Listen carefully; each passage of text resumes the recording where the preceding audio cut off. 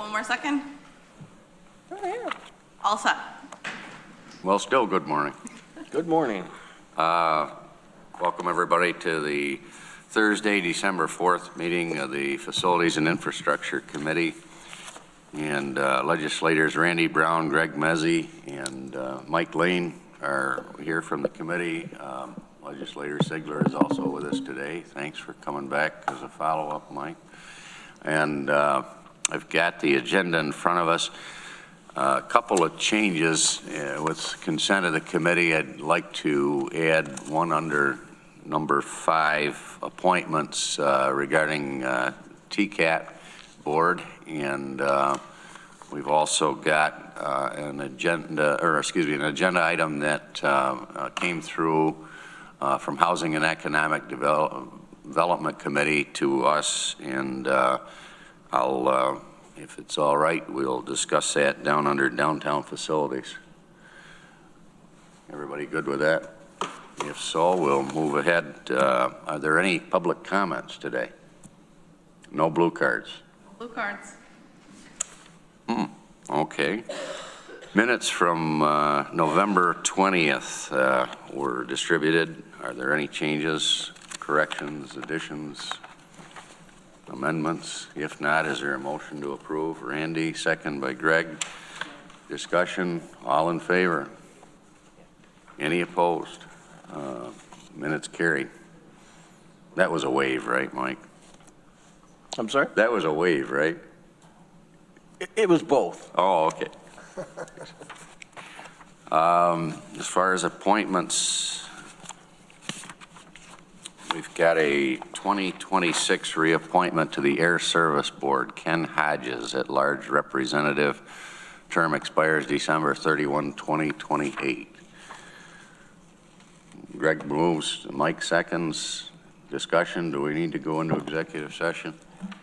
I would just say Ken's an excellent member and brings a lot of expertise in his professional career to help understand a lot of things that are discussed at the Air Service Board.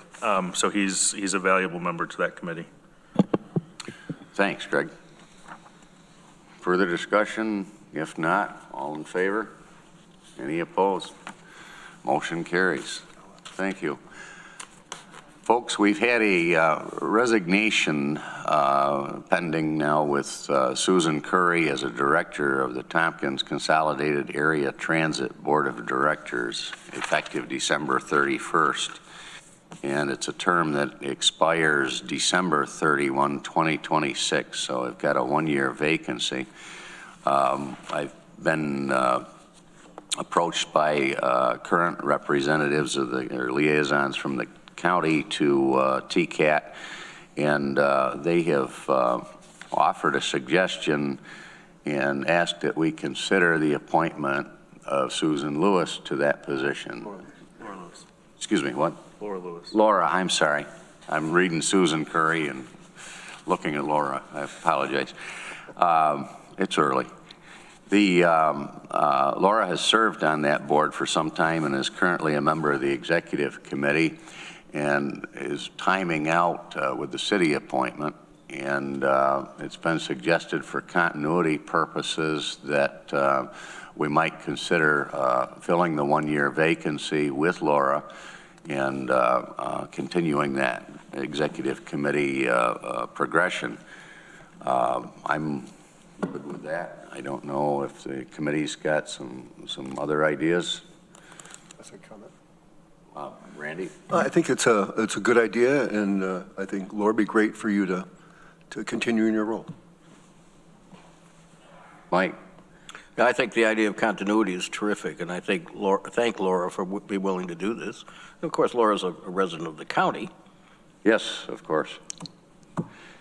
Even though she's in the city. Make a motion. Randy makes that motion. Greg seconds. Discussion? Need for executive session? I don't think so. All in favor? Any opposed? Laura, I would invite you, have you got anything you'd like to mention to the committee, as long as you're here and have made the trip in this morning? But beyond that, you've had some time with the TCAT board. if you Yeah, want to come sit. offer some reflections, sit down for a second. Sure. I made the long trip from Fall Creek. And thank you for this consideration. Microphone. Thank you for this consideration, and it is for the purpose of continuity. As Lee has pointed out, I've served on the TCAT board since 2019, served as TCAT board chair in 2022, and again this year. This year, I am actually completing the term of Jennifer Dotson, who resigned for family reasons, resigned from the TCAT board, and that term ends at the end of December. I have really appreciated being on the TCAT board. It is an absolutely wonderful service and serves everyone in our community, county and city. So being a TCAT rider myself, growing up in Buffalo, I was just showing Lee my proud Buffalo Bills hat. I took public transit when I was in high school in Buffalo, so I'm a supporter of public transit, and I've really appreciated being on the TCAT board, and I've appreciated, in particular, working with the board as a whole and seeing the recent changes in the leadership at TCAT. TCAT is in a far better position to move forward in a very healthy manner with relatively almost 2-year general manager, HR director, and controller. So TCAT is in a very good position right now, and there will be a busy upcoming year. And so I would very much appreciate the opportunity to fulfill Susan Curry's term. Susan has been a wonderful board member, absolutely wonderful. And somehow she managed to still be a wonderful TCAT board member while stepping in as interim at the Tompkins County Public Library. So it's filling big shoes, but I appreciate the chance for the continuity on the TCAT board. Well, thank you, Laura. We know you've had some challenges as a board the last few years, and we appreciate the guidance that you've provided in moving to the new management. And we're also certainly aware that with the ridership changes and our continuing budget and revenue discussions, that your experience will be valuable toward that. Thank you. Mike, did you have a question? Yeah, well, I just kind of thought maybe we could hear any thoughts you had on the fact that the city and the county offered to increase their share by $500,000, but Cornell would only go up $280, and so everybody had to go down to $280. How do you feel that's going to be? Will TCAT be able to function okay with the lower amount? We shall see. I believe that for 2026, TCAT will be in reasonable shape.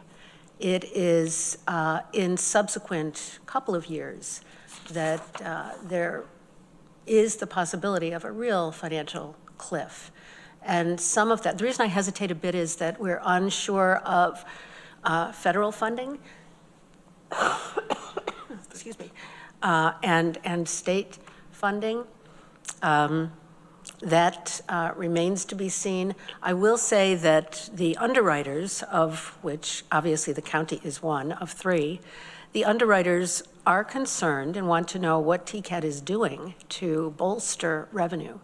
And one of the things TCAT is doing very deliberately and consciously is to increase ridership. And the way to increase ridership is to have more dependable service. So there are new buses, both electric buses and diesel buses. There are better cadre of drivers and mechanics. All that said, TCAT is in a far better position to increase its ridership, which is of interest, obviously, to TCAT management, but also of interest to the underwriters. So it remains to be seen what funds will be forthcoming from the federal government and state government. But I believe that while there will be some negotiations related to funding in 2026, specifically the service level agreement for the bus pass program at Cornell, which is one of the reasons I very much want to be on the board, because of these decisions that will be forthcoming in 2026. So that's a long way of answering your question, Mike, to say that I believe TCAT will be okay in 2026. It is in the subsequent years that there is a concern. So we'll see what the underwriter request may be in 2026 for the 2027 budget. Thank you for those comments. Sure. Randy? Yeah, one thing, two things actually. I was speaking to this one individual young person, and they use TCAT, and they showed me a Google app they were using. And so he would Google, and he had all of his connections of rides for different things there. And I don't know how aligned with TCAT's online portal, but it was really interesting to watch how he was doing it. Something that I wouldn't be able to do. That's a young person's thing. But the other thing, when you're looking at the agreement with Cornell, one thing I was unclear of, and maybe this is something on your radar, I don't know, is Cornell does, I understand, charge students to use TCAT in their billings. You know, because when they bill a student, they bill them for medical, they bill them for all sorts of things, right? And so my question is, and I'm not sure that's positively true. I was told it was for freshman year because apparently they're not allowed to have a car. I thought I heard that freshmen don't have cars at Cornell. And so they provide these bus passes for them, but they actually charge the students for the bus pass. So my question is Cornell really paying, or are the students paying for this cost? So that would be my question. I don't know if any of that's true or not. So. Yeah, well, far be it from me to understand Cornell's billing processes. It is the case, as you point out, that first-year students at Cornell do receive a bus pass. Some graduate students also receive a bus pass. Exactly who is charged? Is the student themselves charged? I do not know off the top of my very colded head at the moment. But Cornell is paying per ride, paying to TCAT. And that is something that we want to make sure to grow, as I said, grow the ridership as a whole, but grow the Cornell ridership, both students, faculty, and staff. Okay, thank you. I know, Mike, you get the Syracuse Sunday paper, don't you? I do not. You don't? I thought maybe you did. It's one, pertinent to our discussion Tuesday night. It's one of the last real newspapers around here that's publishing articles. They don't do daily anymore. No. The Sunday paper is pretty extensive and it carries a lot of news regarding Onondaga County. And the front page of it had to a large portion and inside was dedicated to a discussion about the Central service throughout Central New York, kind of headquartered or anchored in Syracuse.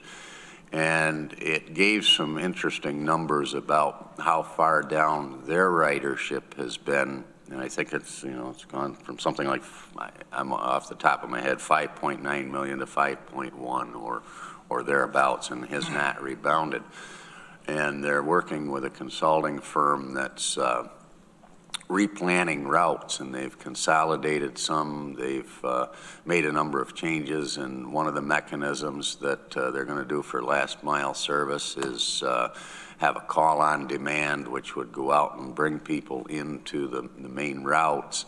And but it really mirrored many of the challenges I think that TCAT has been facing here. And I'll see if I've got kept a copy of that, because I think it'd be something that we'd be interested in. But it's not unique to Tompkins County, the issues with public transportation. And I know they're looking at ways, creative ways to, or different ways to continue to provide the service, but maybe reduce some routes and re-engineer what they're doing to sustain and then eventually build back up. But they're not seeing that ridership come back at the pace that similar that we would like. So. Yeah, definitely. You put a finger on that. The transit services nationally are still rebuilding from pre-pandemic levels. I will say that at TCAT, we're starting to see, we're certainly not back to pre-pandemic levels, but starting to see some growth in ridership, which is very, very encouraging. And as I say, the way to grow ridership is to have dependable service. So the infusion of funds from the underwriters helps to ensure that that ridership. When I worked at Cornell, one person in my office lived in Teaburg and regularly rode TCAT in to work. So it is important to look at service levels. There are times when there will be service adjustments depending on ridership. There were some service adjustments just the other day due to weather. But in general, looking at service routes, those that are more subscribed than others, if approved by the committee and by the legislature as a whole to be recommended for this 1-year appointment on the TCAT board, I do want to say that although I'm a city resident and have served in a number of capacities in local government on behalf of the city, I understand that I would be working closely with other TCAT board members who have been recommended by the county. I take seriously the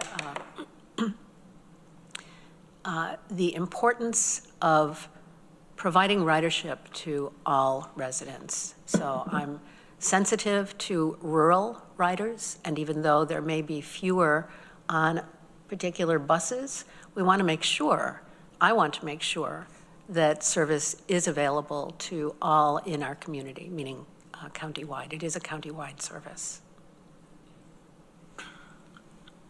We appreciate that. Thank you. Sure. Thank you very much. Any other questions for me? Thanks for coming in. Thank you. And we appreciate your willingness to continue to serve. Thank you. Thanks, Laura. May I keep this? There was one copy there. Yeah. Great. Thanks. We'll move on to the chair's report. I don't have anything formal today, but we wanted to revisit a member-filed resolution that was initiated by Mike Sigler last month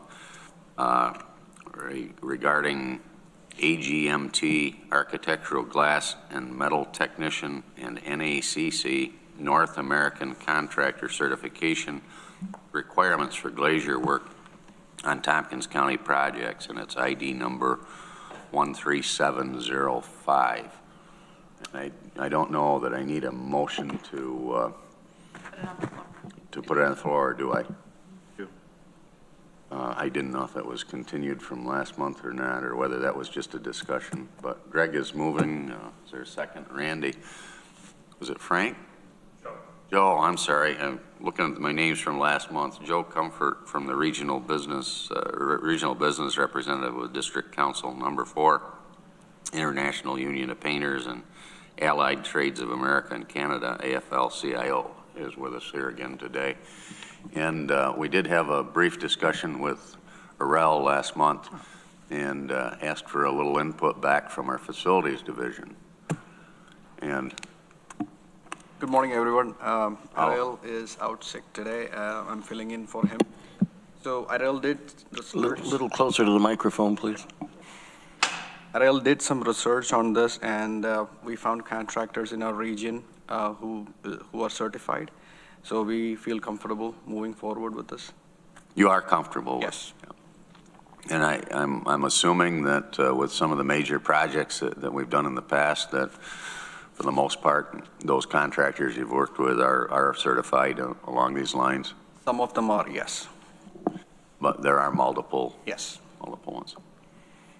Further questions from the committee? Yes, Mike? I just wondered if administration, if Corsa has any comment on it. Not really. I think it's more in line with Ariel's domain. My biggest concern will be this increased cost of our projects. So it's something that we need to explore. I don't have that at the moment, but we'll have conversation with Ariel to find out if this will add any additional cost to the projects that we undertake. But at the moment, I don't have that details. Greg? Yeah, I would offer an amendment, just the way that this resolution is written. I think we amended it to send it to this committee, but we need to amend it to send it to the legislature based on the language. So I would add in line 20, a new resolved that says resolves further on recommendation of the Facilities and Infrastructure Committee that the Tompkins County Legislature directs Tompkins County Administration to incorporate the above into the appropriate policy. And then it would continue on to say, resolve further that this policy change take effect immediately upon the approval of the Tompkins County Legislature. Motion made to amend. Is there a second? That's friendly. Friendly? Randy? Friendly though. Accepts that. Is it friendly? Yeah. Discussion? Are you suggesting that we should delay Corsa, or? No, not at all. I think if there are significant concerns to this, Ariel would have reached out and discussed it. This can move on to the 16th leg meeting, but by the 16th, we will be able to provide you with information related to if there will be cost increases or any project impact. So that information can be provided at to the whole leg meeting on the 16th. Okay, thanks, Corsa. Appreciate that. Further discussion? Greg? One of the things that we had talked about and suggested last month, and I was hesitant to make in my first amendment, was this idea of a possible waiver should the policy create a lack of competitive bids, or that the requirements exist would create substantial delay to project completion. I want to see this as a priority, and I would want to see that potentially, if we were to include language like that, be a last possible effort and have a strong report out and reason why we went that direction. In further conversation with Legislator Sigler, and I don't want to put words in your mouth, but Mike didn't express support of that amendment. But I do think it's worth the committee having consideration to see, I would say most of our policies, there are opportunities for an out if the policy is going to be detrimental significantly to a project. So I would offer that maybe for discussion before a formal amendment. Mike? I think it's a good idea. I wonder if possible way to handle it might be for there to be written language and you move it as amendment on the legislature. Okay. I have some written language written. Oh, well, maybe we can do it now then. If we want to discuss it, but I'd like to discuss it. We talked about it last time, and it made sense. I'm wondering, though, if in our own existing policies, if that language is already in existence for capital projects. I don't think so, but we will review the procurement policy and see where we need to make an amendment. In line with what I said earlier, classic example that I have is when we're trying to get a plumber on a short notice to help out with the Cherry Street. We, VOA had a plumber on board that could have done the work at probably lower cost, but we couldn't use them because the person wasn't certified in Ithaca area. So we have to go above and beyond to pay a bit more to get a plumber to do that work. So those are policy concerns we also need to be aware of, because some of our cost increases are tied to some of the way some of the policies and local rules are designed. So it's essential that we are clear of the direct impact and also give ourselves an opportunity, like as Craig said, a wiggle room in case we meet some degree of difficulty implementing some of these guidance and policies. I'm almost thinking that there's guidance from the comptroller's office along those lines, having gone through some contracts in the past about where you can make exclusions due to those considerations. Yes. I think every single policy, there is a need to have that wiggle room, that exclusion in case of need or based on need or emergency situations or issues of that nature.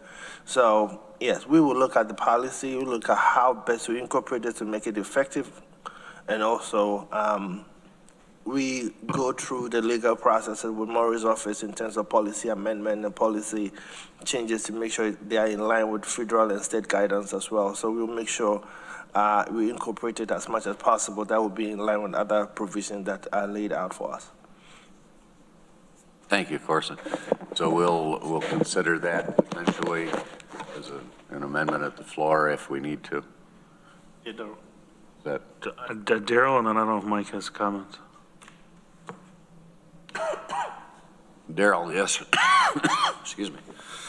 I just wanted to pipe in and maybe add something to this discussion, kind of a recommendation on the result. Since this impacts the procurement policy, the result says that Tompkins County administration to incorporate into the appropriate policy. I would suggest adding some language that adds the finance department or the director of finance in there somewhere, since the procurement policy is a finance policy.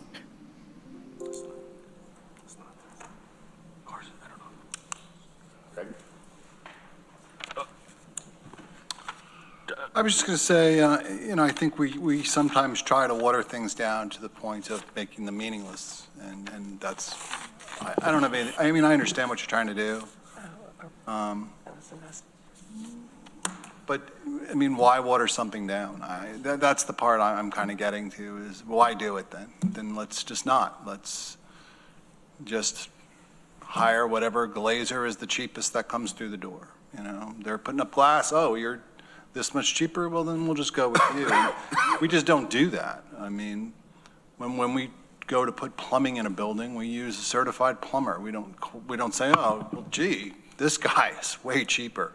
No, you've got the stamp of approval. And I think glazing has it's one of those industries that started out in a certain place. I mean, look at this building, right? I mean, the windows are they're normal windows. This was not something that you really had to worry about. But now you go over to the Commons and you look at the Herald Square building and you go, yeah, I kind of want somebody who has the stamp of approval on putting up glass that's, 10 stories up. I would like to know that that's not going to pop out like happened in Boston when they put up that building, next to the Prudential building, was at the Hancock Tower, that had glass panels popping out and going into the street. People were lucky not to be killed on that. So, I mean, I get it. We have to worry about our financial duty or our fiscal responsibility. But I think part of that, why am I pro-labor? Or why am I pro-union?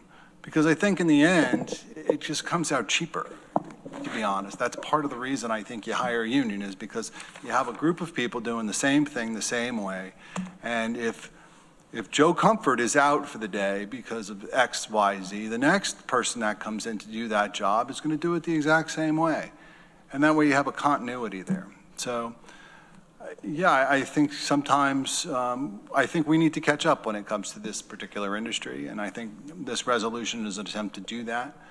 I think the union that is supporting this, I mean, is the driving force behind this, has done a lot of the back work to get people certified, to open it up not just to unions. So if you're a non-union shop, you can go get this too. I mean, it's not just saying, no, we're only going for union work. Whereas I'm looking at the county going, I'm pretty sure we'd be hiring mostly union work for this. I mean, that's just my personal feeling. I don't see a lot of appetite on the legislature for going non-union on certain jobs and having a giant rat out in front of our building. So I don't see Norma that. has a comment. But yes, Norma, sorry. Norma. That's okay. I just wanted to share, actually, I know Arel's homesick, so I'm just kind of sharing what he's shared with us. There's no project impact is expected on the resolution, and from what they're aware, it does not impact prevailing wage rate, so.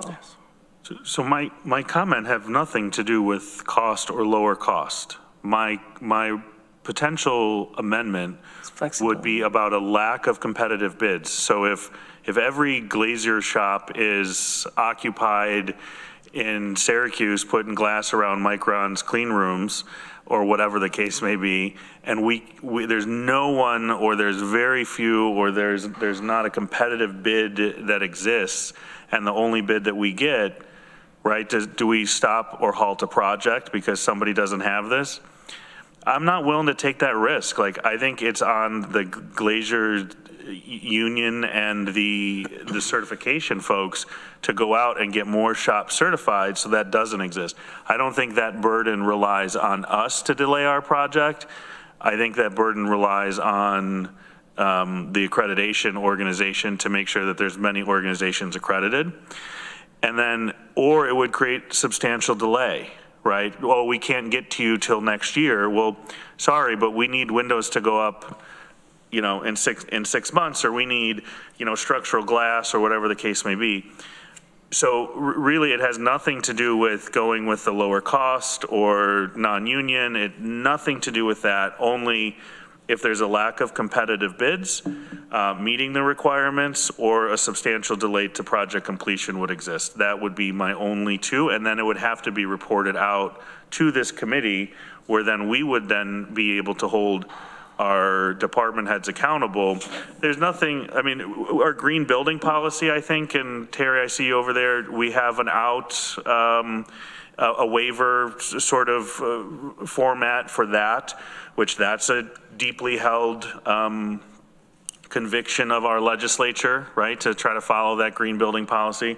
So I don't think something like this would be out of line. I don't think it waters it down, but I do think that we need to have some level of flexibility should there be a, you know, once in a great while instance. Of course. Yeah, I just wanted to indicate that the resolution as amended is good, but we can incorporate the policy side of it, because it has to come to GEO and the relevant committee and the full ledge for the policy implementation. So this does not amend the policy right away. We have to go to the process of policy amendment, as Darrell also indicated. So we will bring that additional information in the process for us to incorporate those policy amendments as well. So I think we can also have that robust conversation in terms of that provisions if we need to amend the policy itself to accommodate that significant changes. But I think for all our projects, it's essential for a rail facility to make sure individuals or companies contracted to provide certain services have the necessary certification to provide the work that they are bidding to provide. And I think it's something that we make sure of in line with our insurance provisions and all those stuff that we have to be aware of. Thanks, Carson. I just wondered if we could hear Greg's proposed language. Yeah, I guess I would propose adding into line 17, resolved further on the discretion of the Director of Facilities, a waiver of this policy can be issued if a lack of competitive bids meeting these requirements exists or would substantially delay project completion. If such a waiver is granted, it needs to be reported to the Facilities and Infrastructure Committee. Are you moving that? I would move that. I'd second it. Moved and seconded. Mike? I would just suggest some alternative language to that, but just let me speak on a couple of things, because Greg brought up some good points. I mean, number one, if this passes the way it was, not the way you're suggesting, it would be a known policy. So if I'm a glazing company, I know if I want to do business in Tompkins County, I'd have to go get the certification. I mean, so it's not like, well, gee, that's kind of why you put a policy in place. The other thing is, something you actually said concerns me a little bit, is saying, well, if we don't have a certified person available, we'll go with somebody who's not, just because they're available. Yeah, I guess I don't agree with that at all. I wouldn't, I go to Munson Tire to get my car fixed. If he's busy, I probably don't get my car fixed for a while. I would wait. I guess if I couldn't wait any longer, then I guess I'd go to somebody else. But you kind of get what I'm saying is I don't go with somebody who I don't know anything about, really. If they don't have the certification, I'm going to wonder why you don't, right? At this point, I'm going to say, you're supposedly a reputable glazing company. How do you not have this thing that so many other companies have? So that gives me pause. If you were going to do alternative language, I would prefer something that said something along the lines of, if a bid is won by a company that doesn't have this certification, they'll become certified by the start of the project. I mean, from start to finish, from bid to when we start a project is months. They would have time to get that certification. I mean, the certification, from what I understood, it takes less than 6 months. 6 months is an outside number. So if I were going to do any kind of different language, that's something I would say. But Do we want to vote on the amendment that Greg has put forward, or do we want to vote, hold that until the 16th with, of course, his comments back and potentially amend it there? I'd like to vote on the amendment. Okay. I don't know what information course is going to be able to provide on the 16th that's going to change the conversation significantly. And I'm assuming that if this language passes and it passes unanimously into committee, it'll likely be pulled from a consent agenda for further discussion and possible amendment by Legislator Sigler, which is well within his ability to do so. So either way, we're going to talk about it on the 16th. I would maybe rather have the full sentiment of the committee represented at that point, so that we're not amending significantly on the floor of the legislature, but doing the work here in the committee. Okay. Would you repeat that language before we vote? And I do think I sent this to the clerks last month, maybe similar. I have the first two. You have the first two, not this one? Yes. Okay. So it would be resolved further, on the discretion of the Director of Facilities, a waiver of this policy can be issued if a lack of competitive bids meeting these requirements exists or would substantially delay project completion. If such a waiver is granted, it needs to be reported to the Facilities and Infrastructure Committee. That, I think, also informs the policy writing. A little bit, though, to Course's comment, the last resolve that's in here is that this policy would take effect immediately. So you would have to figure out a way to get those policies updated, and then procedurally we would update policies, but not substantively. Maybe you should send that language to Jordan. Oh, yeah, I'll send it to you. Jordan, are you comfortable with us moving on that? Okay. Thank you. Okay, to the amendment that Greg has recited, all in favor? 3. Any opposed? Okay, to the main motion as amended to move to the legislature. Further discussion? All in favor? Any opposed? Motion carries. We'll move it to the 16th. I think Maury has something to add, but I don't know what it is. Maury, hi, good morning. I was just going to ask you to read it again because I didn't get it down, but now that you voted on it, I'll wait with comments till it comes up again. Maury, I'll send it to you with Jordan right now. Okay. Yeah, I had one thought for it, but no need to hold up this meeting because it'll come up again. Thanks, Maury. More to follow.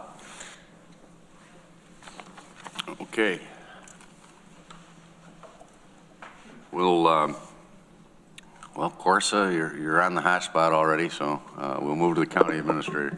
I've always been. Okay, so we don't have a lot of any additional report, but I think you have a resolution on the table that we are asking for you to consider. So basically, in line with some of the department relocation and conversation that happened, I believe at the last legislature meeting, Maury did indicate a two-step process in terms of every single significant procurement. So the first item that will come to you, which this will be the first one, is to provide some degree of guidance and approval for us to commence the process. So this resolution is to commence the process of negotiating for a lease space, and then if we agree on the framework, then we will bring back a resolution that will commit us into entering that lease. So we are asking for a resolution that will give us the approval to proceed and negotiate for a lease at Seneca Place, and then we will come back to you when we agree on the key parameters of those lease for approval before we enter into a lease with Seneca Place. Okay. I was going to put that underneath downtown facilities, but as long as you've brought that up here, let's, with the committee's consent, let's take that on now at this point. And it's resolution ID number 13754, authorization to negotiate with the landlord of Seneca Place for office space. Is there a motion to consider this? Moved by Greg, second by Randy. Greg. Yeah, I would say that this came to the Housing and Economic Development Committee yesterday because we had potential departments that report to that program committee and wanted to be able to have that discussion there. Further discussion was needed, and there was additional context which remains confidential, provided to the committee and then also to this committee with maybe some of the more pertinent details. So if we want to dig into the details, I would suggest we go into an executive session or hold this till the end. But I will say from the Housing and Economic Development Committee, we felt comfortable putting this forward to F&I because of perceived little to no impact to any program committees that report through, departments that report through that program committee, and that this is just sort of the kicking the ball, starting the game, if you will, and then ultimate final decision needs to still come back to committee and the legislature. Anything further, Corsa or Maury? No, that's it. Same. I do have some questions. I think you should go to executive session. Okay. Hold it till the end. Why don't we hold that to the end then? Okay. Committee consent. We will come back to this. Thank you, Corsa. Anything further from county administration? Norma?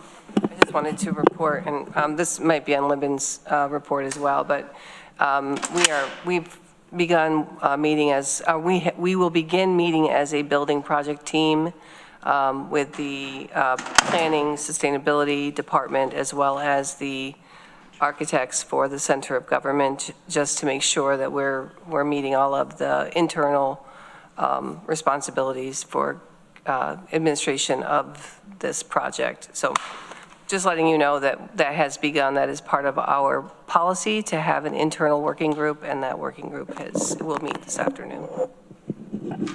Thanks for briefing us on that, Norma. I'm sorry, and I received a message from Nick. Unfortunately, because of the timing change, Nick from the Highway Department could not be here today. I do see Kevin's on, so if there's any direct questions, you can ask him, but there aren't any. He will not be here to be able to present. Thanks, Norma. You're welcome.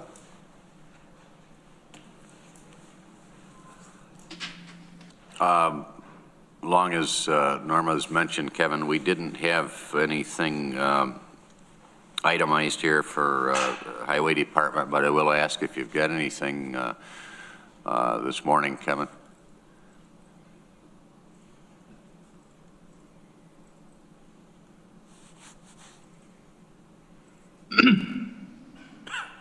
I'm having a little trouble with my audio. Can you hear me? We can hear you. Great, great.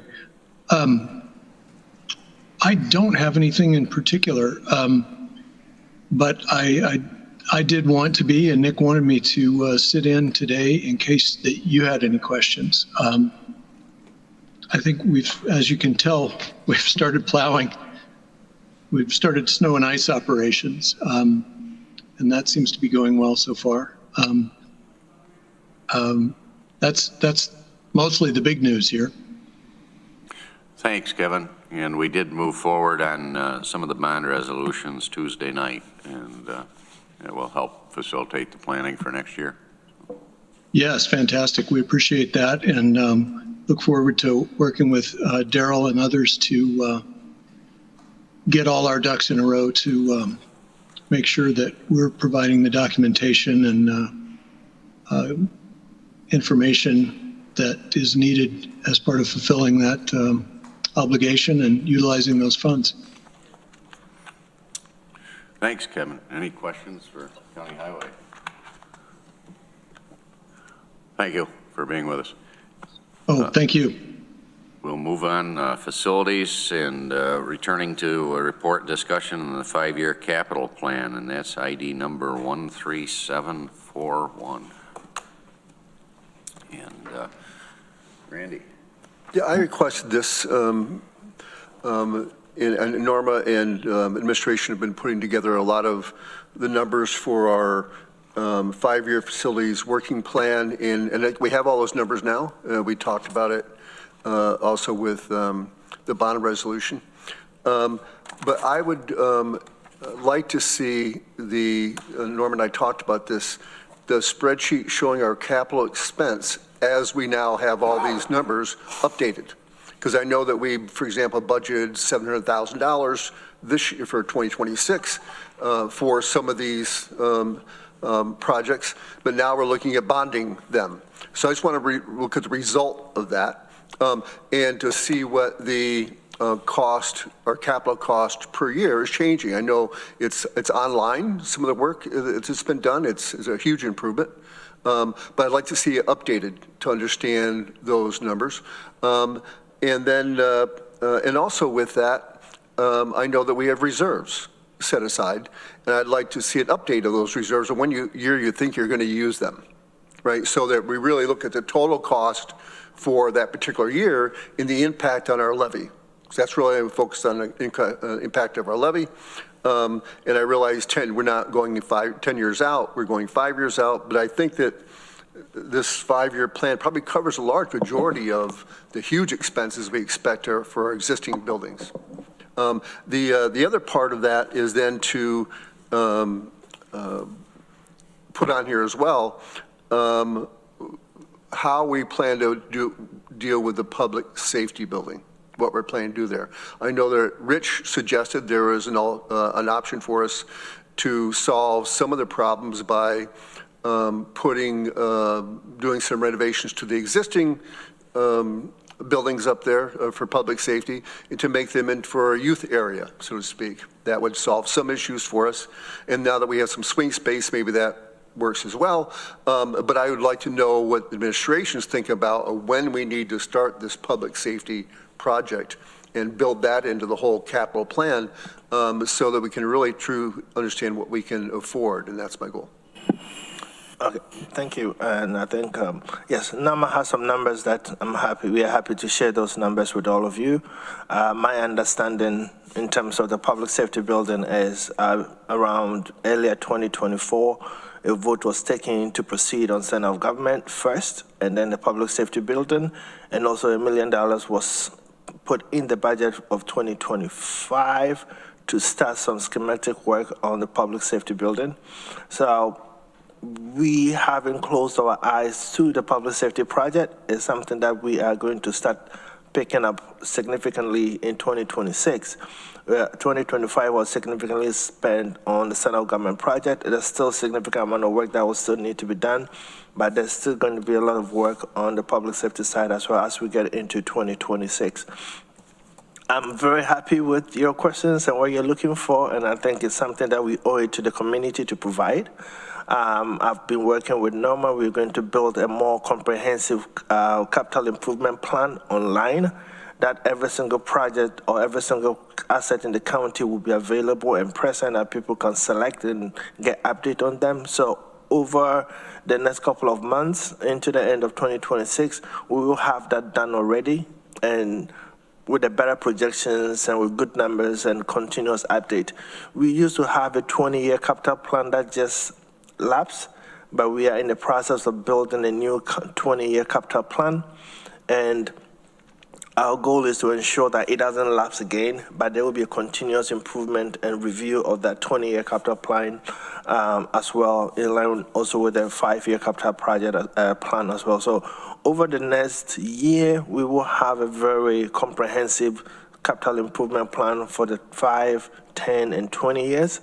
So it will give you guidance as we go to budget process and the decision making process and the things that we need to do. So we're happy to provide that information and to guide all of you to make good decisions and informed decisions so that we protect the taxpayers and also the members within our community as well. So I'll let Norma go through those numbers that we are projecting and how that will impact our overall operations.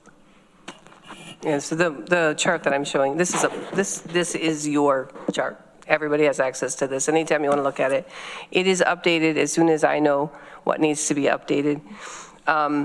This particular chart is showing you the tax levy, so that does not include the reserves. I will I'll be working with Daryl to kind of pin down the reserve information, but it does take into account those areas where we expect to be using reserves. So for example, when you look at this chart, there's a lot of information here, and the reason for that is, as you look down, if you don't, I know it's kind of small, I don't know if I can zoom in on this at all, but as you look down through this chart, you'll see that like the 2012 through 2023 various projects, those are debt, that's debt we already have. We don't have any control over that, right?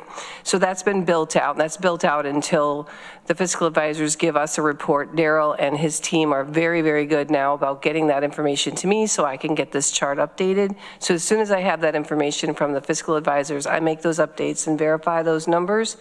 And that helps guide us in our planning process as we look through the capital program. As you go down the line, you'll see that some of these other projects, now we've got a bridge culvert replacement, the funding that has been set aside, this started long before I came here at the county, to cover the bridge culvert projects, and that really just helps us to stabilize the state program. So there's a portion that's a county portion. So we plan for that, and that's built in.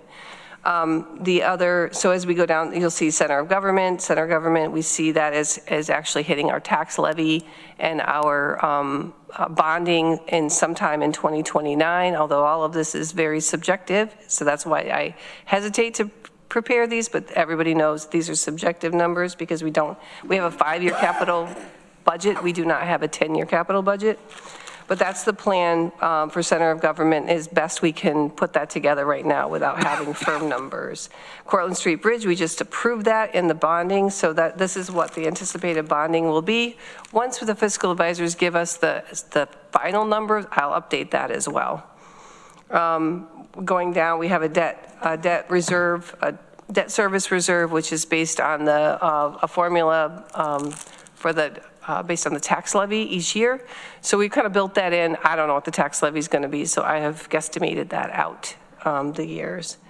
The facilities restoration project, this includes the idea that we will be bonding for the 5-year facilities restoration project that Aurel went over with the downtown facilities and has submitted to committee. This, again, is our best estimate because until we are meeting with the facilities team tomorrow, I say we, Daryl, Corsa, and Aurel and Libin, We will be meeting to discuss what projects will come forward for 2026. And then Daryl will work with his advisors to make sure that whether we bond or we ban for those, and then those will be reflected in this chart as well. Going down this line, we have the Falls Road Bridge over Teganic. That's already been approved, and that's just being recognized in the capital plan. Fiscal agent fees, we don't really have a control over that. We have to pay those fees, so we estimate those out. The Green Fleet right now is not assuming we are going out to bond for that. That is just what has been currently planned, and that plan is a 5-year plan. We receive that from Terry every year. He gives us a 5-year plan of what we believe has to be replaced, and that's what this reflects. The natural infrastructure has been postponed until 2027, when that should be picked back up again. Again, this is also obviously a moving target as well. It depends on how much has been spent. We'll come back to you in 2027. I say we, planning and county administration will work on that during the capital improvement plan review, and then we'll come back with a recommendation to the legislature next year. The public safety building project, which is this orange one right here, this has been built in as if we're going to take that on, and this incorporates the reserves that were set aside 2 years ago and those are being used presently for design and development. The assumption is that we would take on that capital plan in 2030 after the center of government project is underway and hopefully mostly finalized for the center of government, and we would be in the middle of renovations on the old courthouse and the old jail at that point.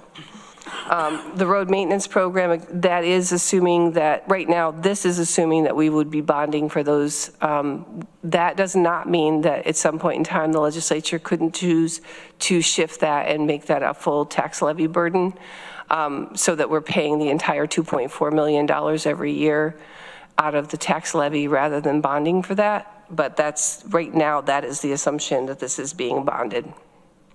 And I'm happy to answer any questions. Questions? Yes, Randy. Thank you, Norma. This is a huge improvement, the visibility of this over when I first started legislature 3 years ago, so 4 years ago. So I greatly appreciate that. And I think this is really important for visibility and transparency. And you may have said this, so the $9 million reserve we have set up now for the center government building, is that incorporated in this too? Yes. Okay, all right, thank you. Mm-hmm. And I'll say, as you're using, if you decide to use this this tool, you can go through and like, let's, for example, we take out the public safety building, and if you click on it, it will show you kind of how that affects our ongoing debt, right? So as we go through, you can look at things that maybe we don't have to support, or you want to see what happens if we don't. For example, if we took out the center of government, shows what happens to the tax levy. So, although not doing anything for the center of government will not be really an option because we have to do something. But that's just kind of gives you an idea of how to use that chart. But it still shows a spike, 29, 30, 31 in that area. That's right, because you remember we're talking about taking on the debt for both public safety and center of government really close together. I know I mentioned that after Arel presented to us on the delayed building projects, and I can't think of the right terminology, but as part of his presentation a couple months back, it incorporated a lot of different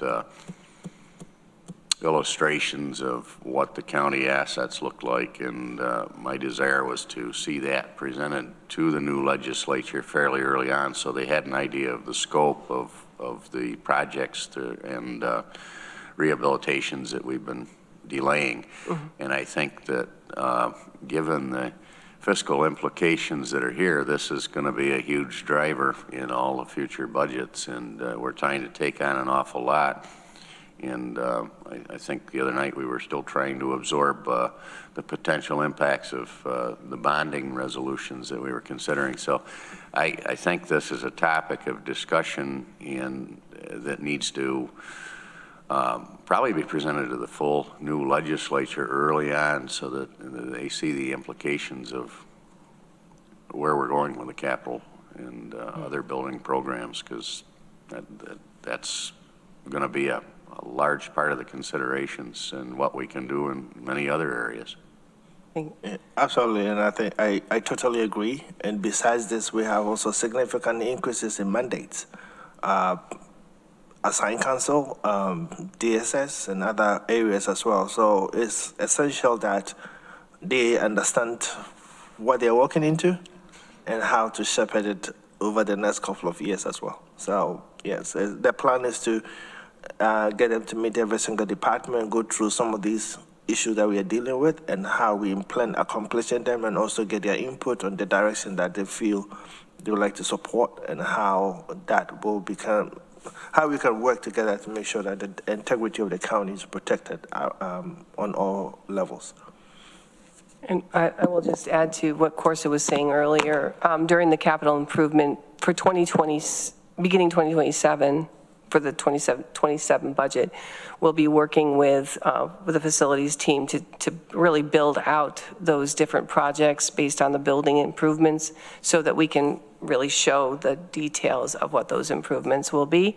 I think that's going to be really helpful for transparency. It's been something that I think will really help for our planning purposes as well.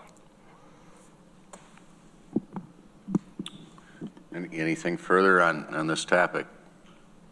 I appreciate your programming work here, Norma, and the interactive nature of the spreadsheets that you've developed, because we've certainly had a lot of what-if discussions, and you've shown us a way to approach that, answering those types of questions. Good, thanks. Actually, I have one last question. Norma, is this available to anybody, or anybody go online, look at this? It's a public, it's Right. public, yes. Okay, I'm going to share that with people. Thank you. Thank you. Downtown facilities, you have a couple of items here, the deconstruction discussion as well as materials for reuse discussion. Do you want to lead us into that, Randy? I did, but I don't think we have that information yet from Holt. So I guess we'll just wait. So one of the things that they explained to us at the last downtown facilities meeting is that we would get that list of all the items that need to be recycled or reused or whatever, and we just haven't got that yet. So we'll try to visit that in January. Okay. In that case, we'll hold off on those items.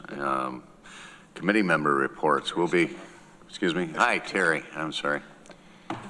Yeah, this isn't on the agenda, but it's come up, and I brought this up at the last F&I meeting, that we might be asking you to member file a resolution for an amendment for the solar canopy at Public Health.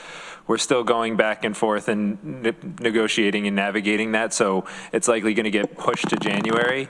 Of course, has reached out. Oh. Yeah, I think we're going to work this week to make sure we have something for the 16th. Hopefully we can bring something for a member file item on the 16th. Yeah. Okay. We'll get something. I guess we're going to still take it to the 16th. Okay. I'm hopeful. And I guess the only other thing to mention is we're trying to get permission to start work on the week of the 15th, per what Johnson Controls wants to do. Yeah. What I can say is the team at Cornell has responded a bit positively in working with us to accomplish this. They've requested what we want to start with and how they can accommodate that.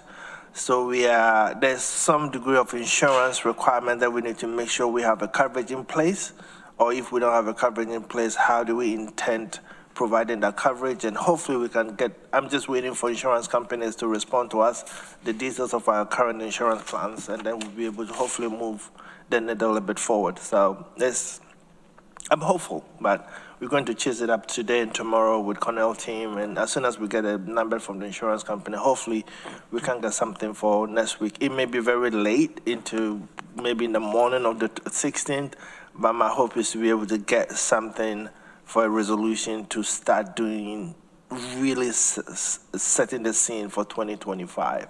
So at least we can commit to that project. Questions for Barry or Corsa? Thanks. We'll watch for that, Terry, if it needs to come forward on the 16th. Katie, Megan, anything from planning today? Nope. Okay. I see Roxanne's on board with us. Anything you want to report for the airport? We'll be moving into an executive session here in just a couple of minutes, but I want to give you the opportunity to jump in, Roxanne. Sure, I'll jump in real quick and then let you guys go. I just wanted to report, so the master plan, we had email from the FAA due to their short staffing. They, don't have a planner that can approve the working papers that we've already submitted. So it's put on hold right now. It's still in the process, but CNS has kind of put a pin in it only because they don't want to continue to bill us, continue to have meetings until we can get this working paper back from the FAA. But that's also going to give us an opportunity. So we've started working on the other project for, that CNS is working on with us that is part of the master plan, the electric and, the utilities and everything like that. So that part we're still going to be moving forward with, but I wanted to give you guys an update on that. Once we hear back from the FAA, I'll report and we'll continue to move forward. So slight delay there, but hopefully not too long. Thanks, Roxanne. Mike has a question here for you. Roxanne, I know you folks work very hard trying to get more people to use our airport, and including Cornell. I just had an anecdote I just heard in the last few days about one of the teams going out of Cornell, and I think they're going to Los Angeles or Las Vegas or somewhere, and they sent them to Rochester to fly out. And I know the students and some of the other folks were not happy about that happening. I know we have some difficulty going west, but just wanted to report that I'd heard that. Thanks, Mike. Yeah, fortunately, so we've had great luck. Corsa's been a good advocate with us with Cornell. We've got some meetings with them. We're finally getting onto the campus more. Chris and I have been invited to a couple of events coming up, which is a key opportunity. And, just really trying to get the information out there. Chris has put a lot of work in to different marketing things. He's, doing a monthly report, but also weekly. Keep an eye out on our social media. And this is what I've kind of been using to tell the public as well, that we're not always the cheapest, but pretty often we are. And he's been doing the flight deals. And, I think some of the great ones we've had, Texas, $329 round trip, California, $389, Paris, I think we were at like just over $500 for a round trip for 7 days. So this is kind of information too that we're sharing with the ASB so that we're getting that information out into the community. We think that's, just part of the plan, part of the process of getting the name out there. Our enplanements are up. I don't have the recent numbers. Should be getting those shortly, and I'll report to committee on that as well. But just keeping moving forward, and glad that our staff here, our team is doing a great job with keeping the airfield clean so that the aircraft can land and take off, which is critical as well. Thanks, Roxanne. Katie's joined us here at the table. Yeah, I just wanted to add, I don't know if you all know, but the last couple of years I've been chair of the Air Service Board, working closely with Roxanne.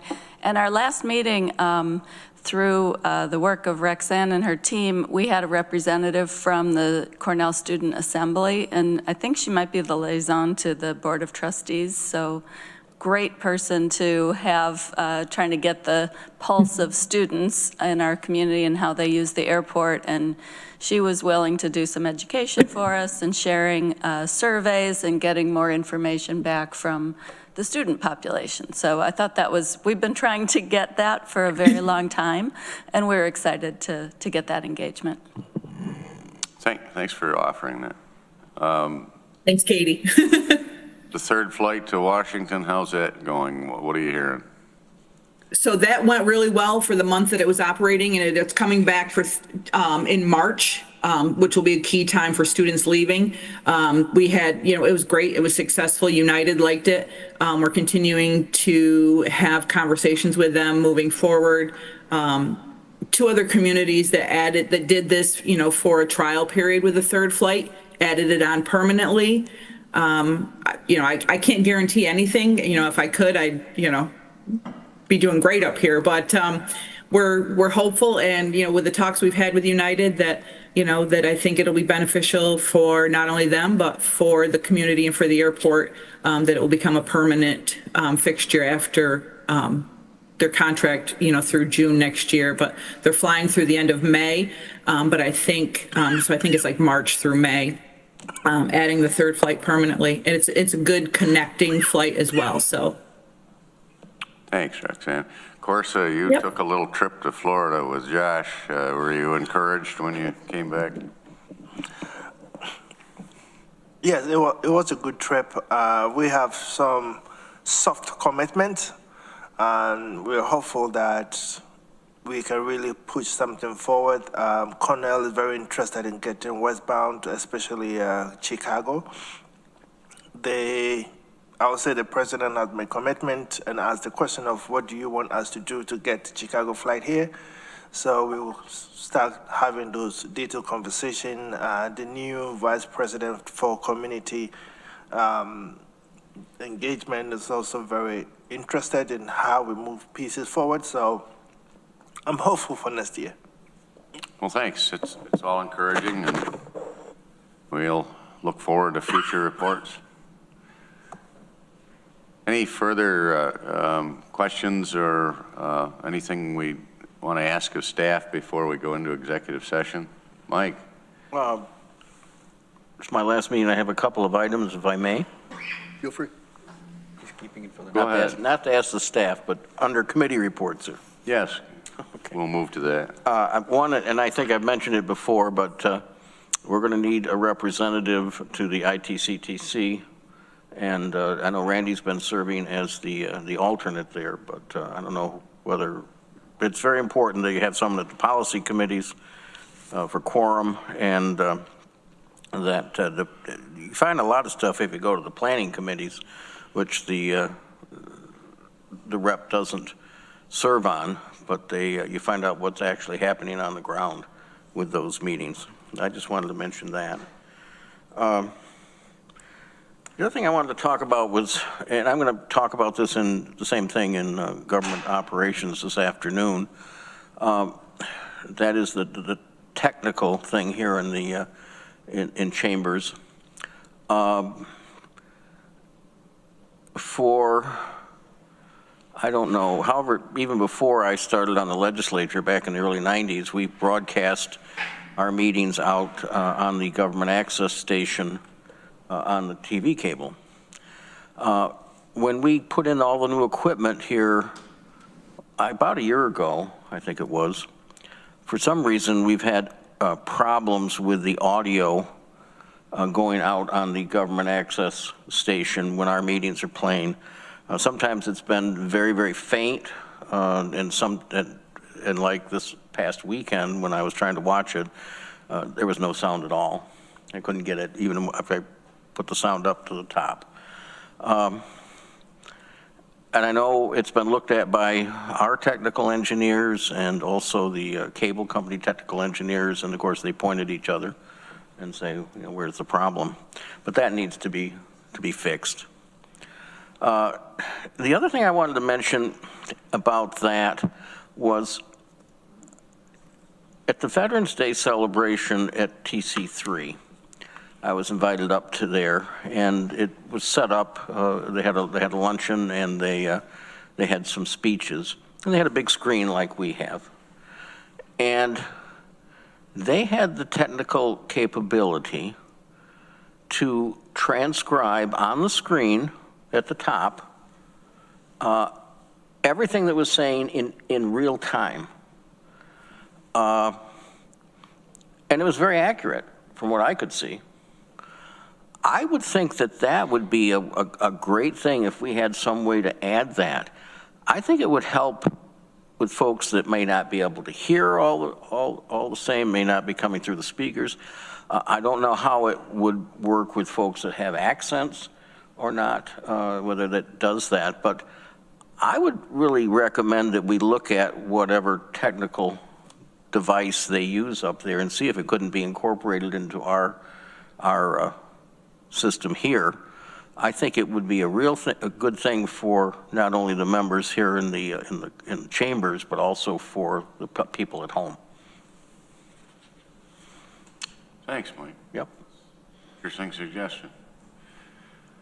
You alluded to the fact this is your last meeting, and I didn't know how much further you were going to go, but I do want to recognize the fact that you've been on the Facilities and Infrastructure and probably previously the Public Works Committee for, I don't know if you've been on every year since 1994. A lot of years. Or, not every year, but I think most of the time, and have served as chair a number of those years. And I certainly have appreciated your continuing involvement on the committee during my couple of years as chairman, and you've provided me a lot of guidance and all of us some insight into things, and we'll miss that institutional knowledge that you've got. And you know, I know this. You have many passions when it comes to county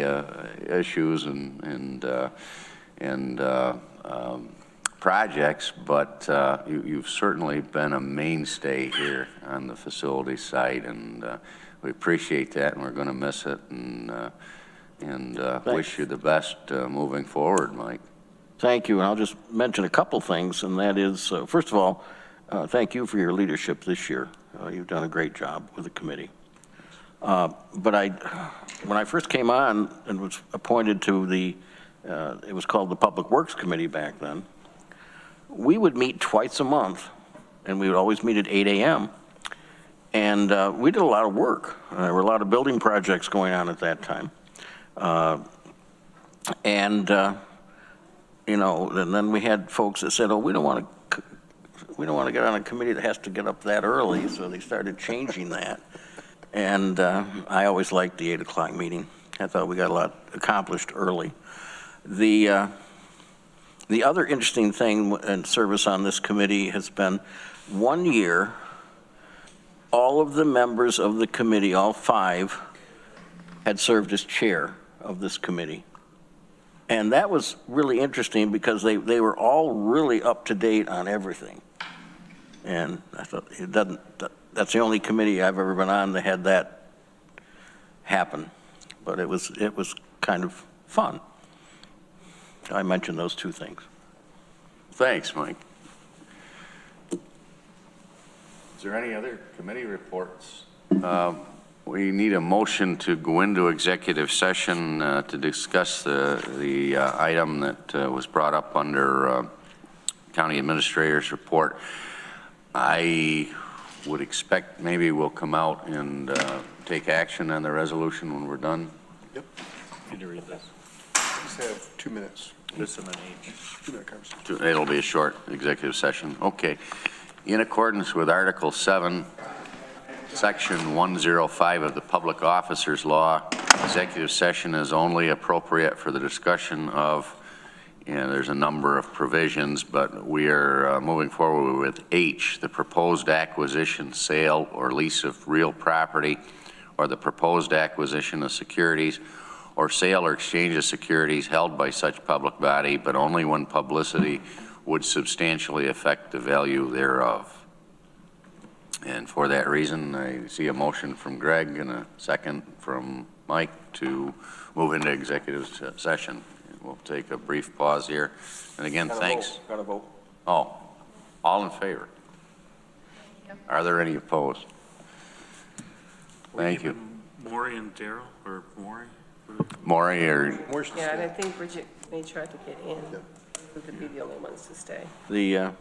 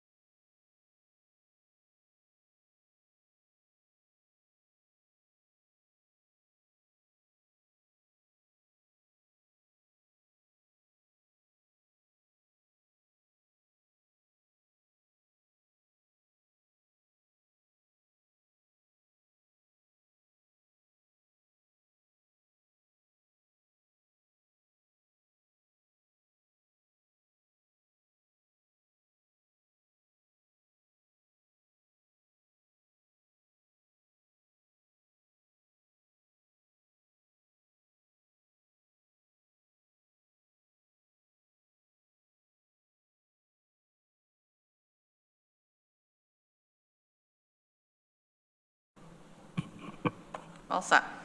And we're back.